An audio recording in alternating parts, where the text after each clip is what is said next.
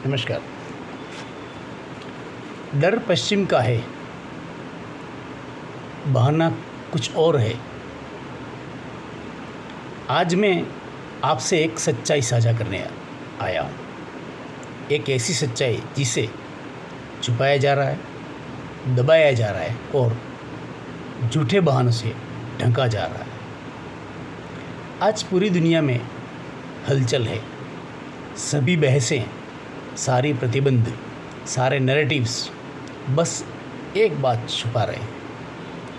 पश्चिम की पकड़ ढीली हो रही है और एक नया उभार, एक नई सुबह पूरब से निकल रही है। नाम है ब्रिक्स। ब्राज़ील, रूस, भारत, चीन और साउथ अफ्रीका, ये 5 देश अब केवल एक समूह नहीं है, बल्कि एक नई वैश्विक व्यवस्था की बुनियाद बन चुके हैं। पश्चिमी देश यानी G7 के नेता अब घबराए हुए हैं, कभी मानवाधिकार के नाम पर, कभी लोकतंत्र के ठेकेदार बनकर, तो कभी जलवायु की दुहाई देकर। असल में वे अपनी बिखरती ताकत को बचाने की कोशिश कर रहे हैं। वो जानते हैं कि अब IMF और वर्ल्ड बैंक की मनमानी नहीं चलेगी। अब डॉलर की बादशाही को चुनौती मिलने लगी है। अब विकासशील देशों की आवाज़ दबाई नहीं जा सकती।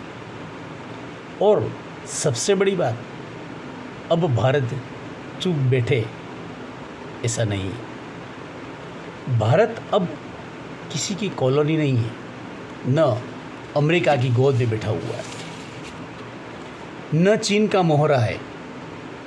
भारत अब एक ग्लोबल पावर बैलेंसर है, एक नीति निर्माता, उपभोक्ता नहीं।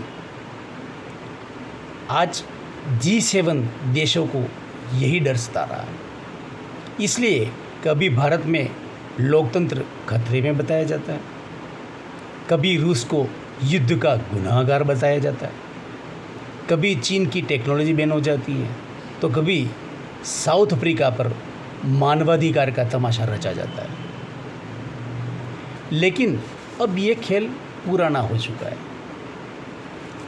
अब दौर है उस भूख का जो पिज़्ज़ा पास्ता से नहीं, बल्कि पूरब के पसीने और परिश्रम से मिटती है। ब्रिक्स अब केवल एक आर्थिक मंच नहीं, यह आत्मसम्मान का प्रतीक है।